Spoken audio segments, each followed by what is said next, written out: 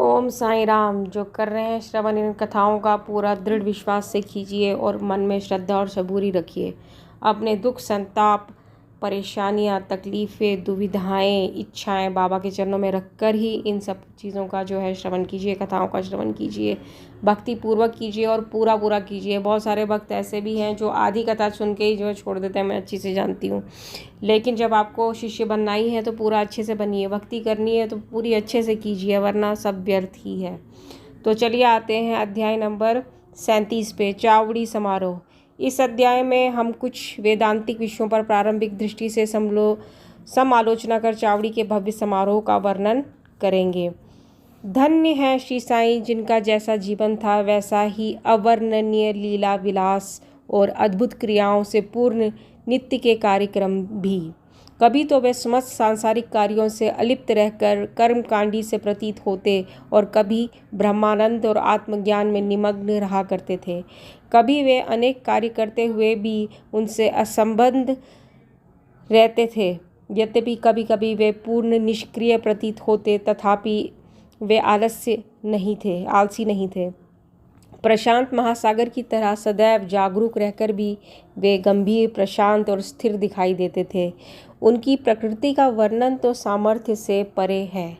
ये तो सर्वविदित है कि वे बाल ब्रह्मचारी थे। वे सदैव पुरुषों को भ्राता तथा स्त्रियों को माता या बहन सदृश ही समझा करते थे।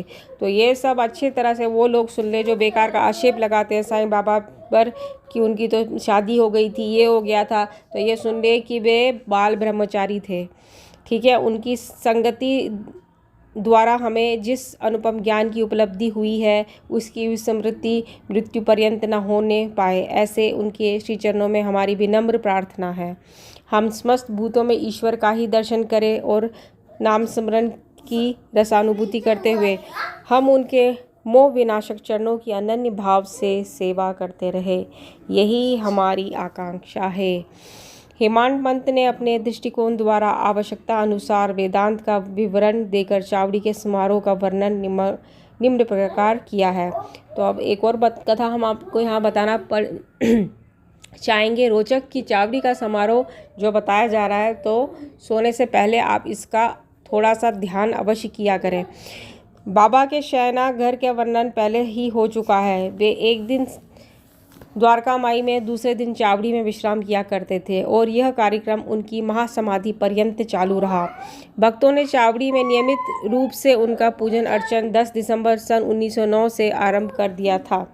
अब उनके चरणाम्बुजों का ध्यान कर हम चावड़ी के समारोह का वर्णन करेंगे।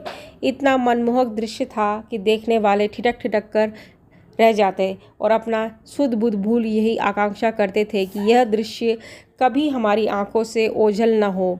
जब चावड़ी में विश्राम करने की उनकी नियमित रात्रि आती तो उस रात्रि को भक्तों का अपार जन समुदाय द्वारका माई के सभा मंडप में एकत्रित होकर घंटों तक भजन किया करता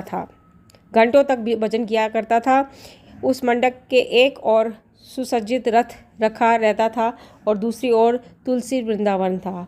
सारे रसिक जन सभा मंडप में ताल, चिपलिस, करताल, मृदंग, खंजरी और ढोल आदि नाना प्रकार के वाद्य लेकर भजन आरंभ कर देते थे। इन सभी भजन आदि भक्तों को चुंबक के समान आकर्षित करने वाले तो श्री साईं बाबा ही थे। द्वारका माई के आंगन को देखो तो भक्तगण बड़ी उमंगों से नाना प्रकार के मंगल कार्य संपन्न करने में संलग्न थे।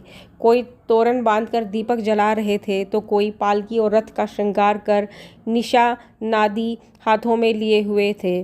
कहीं कहीं श्री साईं बाबा की जय जयकार से आकाश मंडल गुंजायमान हो रहा था।